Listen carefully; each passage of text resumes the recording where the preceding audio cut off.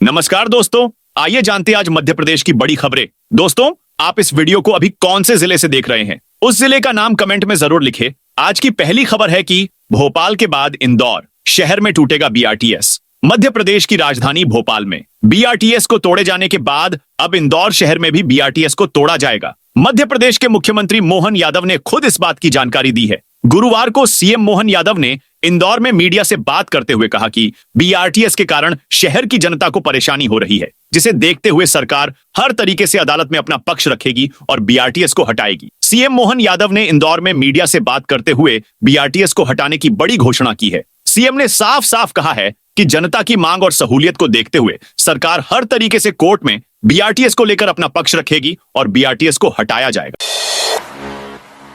मुरैना में 3 और फर्जी परीक्षार्थी पकड़े। पुलिस आरक्षक भर्ती परीक्षा में सफल अभ्यर्थियों के फिजिकल टेस्ट के अंतिम दिन चयन समिति ने 3 और फर्जी परीक्षार्थियों को बटालियन परिसर से गिरफ्तार किया है। कोतवाली पुलिस पकड़े गए आरोपियों से उनके पूरे रैकेट के बारे में जानकारी ले रही है। इधर बुधवार को कोर्ट में पेश किए गए आरोपी मलखान उर्फ रिंकू जाट को 24 नवंबर तक पुलिस रिमांड पर दिया गया है।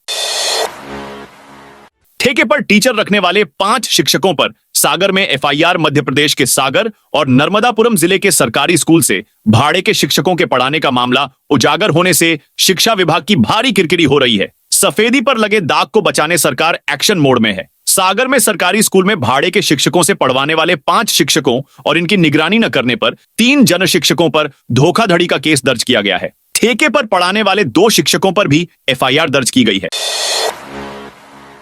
घर बैठे होगा सरकारी कर्मचारियों का ट्रांसफर। मध्य प्रदेश में स्वास्थ्य विभाग के डॉक्टर्स, नर्स और अन्य कर्मचारियों को बड़ी राहत मिलने वाली है। प्रदेश की सरकार ने स्थानांतरण प्रक्रिया को आसान बनाने के लिए महत्वपूर्ण कदम उठाया है। जानकारी के लिए बता दें कि एमपी में अब लोक स्वास्थ्य एवं चिकित्सा शिक्षा विभाग के कर्मचारी अधिकारियों के ट्रांसफर अब EHRMS पोर्टल के माध्यम से ही किए जाएंगे। कर्मचारियों की शिफ्ट टाइमिंग का नया सर्कुलर जारी। 2 महीने के इंतजार के बाद आखिरकार भेल प्रबंधन कर्मियों का शिफ्ट टाइमिंग रिवाइज कर दी। ये 25 नवंबर से लागू होगा। पहले सितंबर में शिफ्ट टाइमिंग में बदलाव का सर्कुलर जारी किया था, पर श्रमिक यूनियन के दबाव के चलते उसे 24 घंटे में ही वापस ले लिया। अब सर्कुलर में आंशिक बदलाव कर फिर से जारी किया है। भेल प्रबंधन का दावा है कि वर्तमान व्यावसायिक परिवेश में कंपनी के वार्षिक लक्ष्य एवं उत्पादन के स्तर को बढ़ाने के लिए कार्य समय पर परिवर्तन किया है। प्रबंधन का मानना है कि सही समय पर डिलीवरी सुनिश्चित करना है। ऐसे समय में कार्य का घंटा बहुमूल्य है।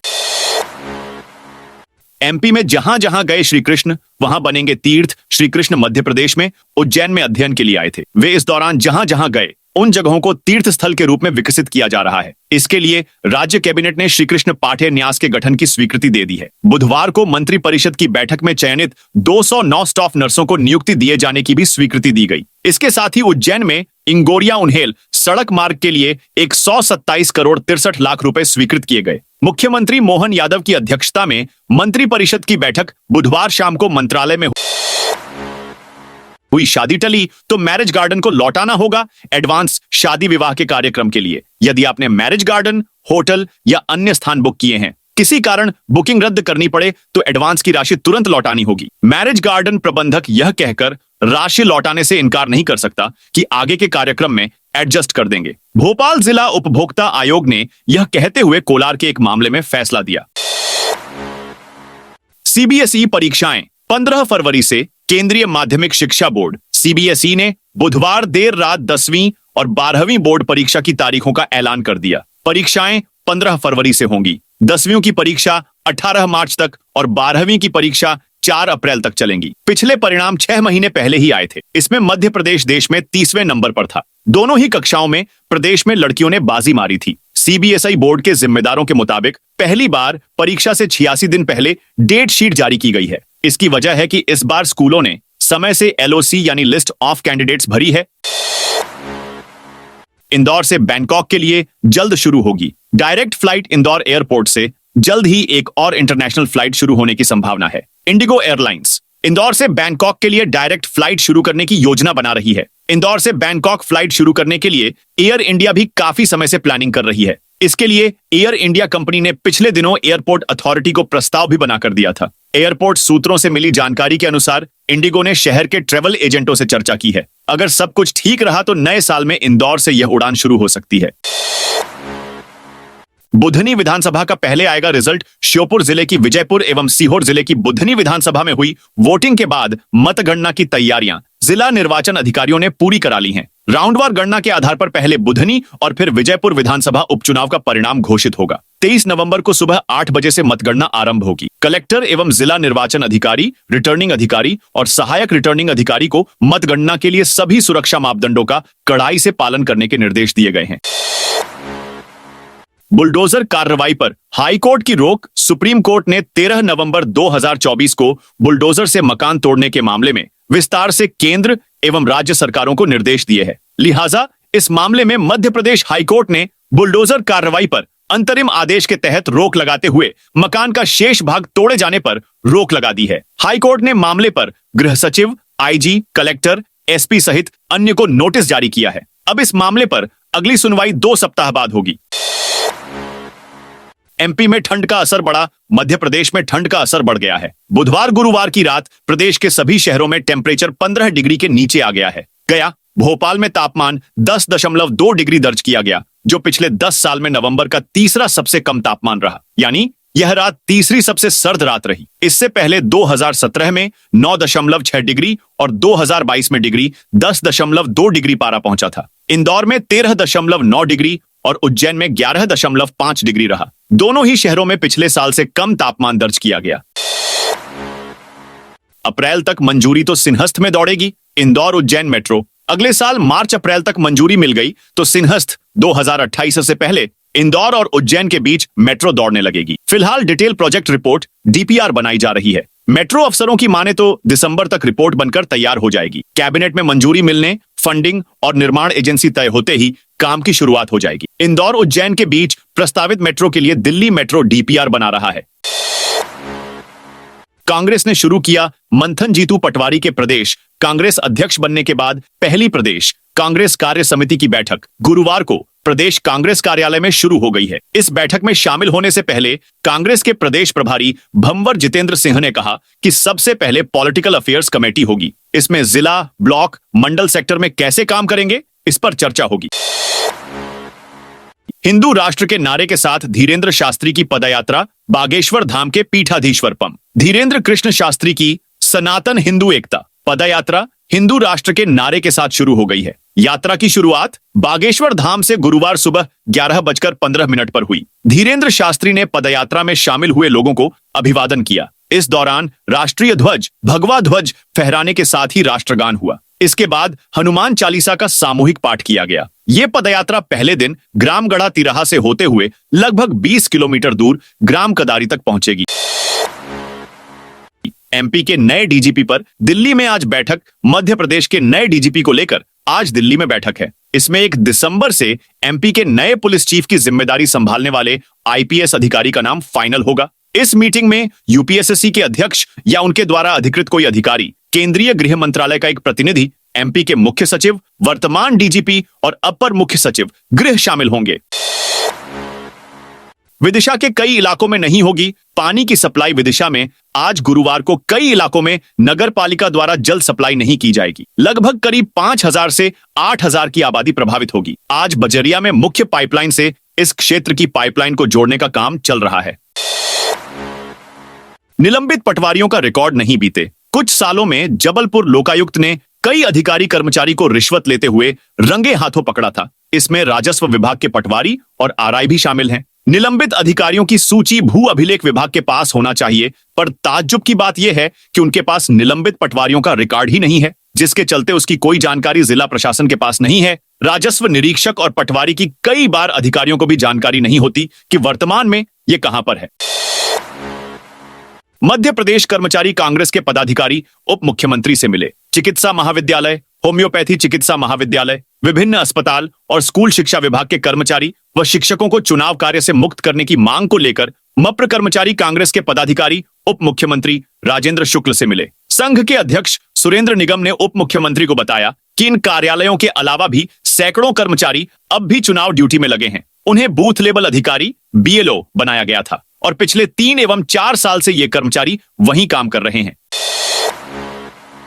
अब सीधे डीबी सिटी जा सकेंगे मेट्रो यात्री। DB city metro rail station का दूसरा एंट्री एग्जिट पॉइंट जल्द ही बनकर तैयार हो जाएगा। इसे स्टेशन की विपरीत दिशा में सड़क के दूसरी ओर डीबी सिटी मॉल तरफ बनाया जा रहा है। स्टेशन और एंट्री एग्जिट बिल्डिंग को फुट ओवर ब्रिज एफओबी से जोड़ा जा रहा है। मेट्रो स्टेशन जाने या इससे बाहर निकलने के लिए यात्रियों को इस एफओबी से होकर गुजरना पड़ेगा।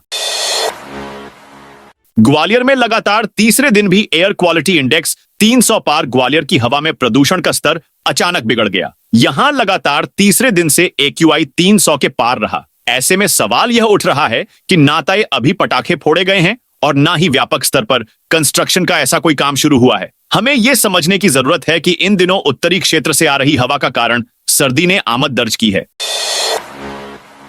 90 की स्पीड से दौड़ी इंदौर मेट्रो ट्रेन के अधिकारियों के मुताबिक आरडीएसओ की टीम ने 10 दिन में मेट्रो को ट्रैक पर लाया, 90 किलोमीटर प्रति घंटे की रफ्तार से चलाया। इसी बीच इमरजेंसी ब्रेक टेस्ट किए गए। मेट्रो के 3 कोच में कुल 970 पैसेंजर सफर कर सकते हैं। इसी आधार पर मेट्रो में रेत की बोरियां रखकर लोड टेस्ट भी किया गया। साथ ही मेट्रो के सॉफ्टवेयर सहित हर तरह की जांच की गई। मेट्रो के सभी कोच हर मापदंड पर खरे उतरे हैं। विधायक टैबलेट लेकर पहुंचेंगे विधानसभा। मध्य प्रदेश विधानसभा 2025 के मानसून सत्र तक पेपरलेस होगी। ऐसा होने पर विधायकों के हाथ में पन्नों की जगह टैबलेट होंगे। उन्हें प्रशिक्षण दिया जाएगा। बुधवार को विधानसभा अध्यक्ष नरेंद्र सिंह तोमर की अध्यक्षता में हुई नेशनल ई विधान परियोजना नेवा की बैठक में यह निर्णय लिया गया। महाकाल मंदिर में खास लोगों का जमावड़ा। भगवान महाकाल के दर्शन करने दूर दराज से आने वाले आम श्रद्धालुओं को ठीक से बाबा की झलक तक नहीं मिल पाती है, क्योंकि नंदी हॉल में पुजारी पुरोहित वहां खड़े श्रद्धालुओं को जलाभिषेक व पूजन के लिए पूछते हैं। उस दौरान वे उनसे चर्चा करने के लिए वहां खड़े हो जाते हैं। इसलिए नंदी जी के आसपास लगी स्टील की रेलिंग के चारों तरफ वे जमा होकर खड़े रहने से पीछे लोगों को बाबा नजर ही नहीं आते। 2 राज्यों को सीधा जोड़ेगा 6 लेन हाईवे। आने वाले समय में रोड से सफर करने वाले लोगों को बड़ी राहत मिलेगी। मध्य प्रदेश से यूपी की ओर जाने वाले लोगों को अब परेशानी का सामना नहीं करना पड़ेगा। बता दें कि मध्य प्रदेश की राजधानी भोपाल और उत्तर प्रदेश की राजधानी लखनऊ को जोड़ने के लिए नया 4 to 6 लेन हाईवे बनाया जा रहा है। इस 4 to 6 लेन हाईवे के बनने से भोपाल और सागर के बीच की दूरी 25 किलोमीटर कम हो जाएगी। ये सड़क भोपाल लखनऊ इकोनॉमिक कॉरिडोर का हिस्सा है और आने वाले 2 सालों में इसे बनाने का लक्ष्य रखा गया है। सांसद संबित पात्रा ने किए महाकाल दर्शन। ओडिशा के जगन्नाथपुरी से सांसद संबित पात्रा बुधवार शाम 7 बजे अपने प्रवास के दौरान शहर आए। उन्होंने श्री महाकालेश्वर मंदिर में भगवान महाकाल के दर्शन किए। इस अवसर पर उन्होंने विधिवत पूजन संपन्न किया। नंदी जी के कानों में अपने मन की बात कही। गर्भगृह के बाहर से ही दर्शन पूजन कर आराधना की। एमपी में आंगनवाड़ी कार्यकर्ता और सहायिकाओं की ऑनलाइन होगी भर्ती। मध्य प्रदेश में आंगनवाड़ी कार्यकर्ता और सहायिकाओं की भर्ती हो रही है। पूरी भर्ती प्रक्रिया ऑनलाइन होगी। इसके लिए महिला एवं बाल विकास ने खास पोर्टल बनाया, जिसे मुख्यमंत्री डॉ मोहन यादव ने बुधवार को लॉन्च किया। इस पोर्टल के माध्यम से प्रदेश में 17,871 महिलाओं युवतियों को नियुक्ति दी जाएगी। पोर्टल लॉन्चिंग के मौके पर सीएम ने प्रदेश में आंगनवाड़ी कार्यकर्ताओं और सहायिकाओं की ऑनलाइन भर्ती के लिए विकसित व्यवस्था की जानकारी भी ली।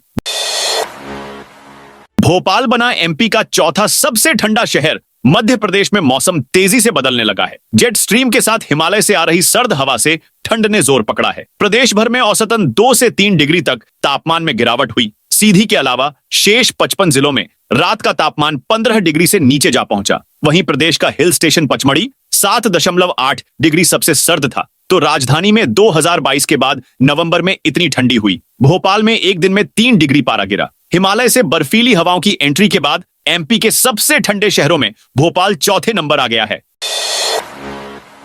कोहरे के चलते ट्रेनें घंटों लेट। सुबह के वक्त वातावरण में कोहरे के चलते एयरपोर्ट और रेलवे स्टेशन पर यात्रियों को असुविधा का सामना करना पड़ रहा है। कोहरे की वजह से लंबी दूरी की ट्रेनें 1 से 1.5 घंटे तक देरी से चल रही हैं। उत्तर भारत में फिलहाल घना कोहरा नहीं हो रहा है। इसके चलते यूपी से आने वाली ट्रेनें समय पर भोपाल पहुंच रही हैं। तो दोस्तों, यह थी आज मध्य प्रदेश की बड़ी खबरें। आप इस वीडियो को कौने जिले से देख रहे हैं, कमेंट करके बताइए।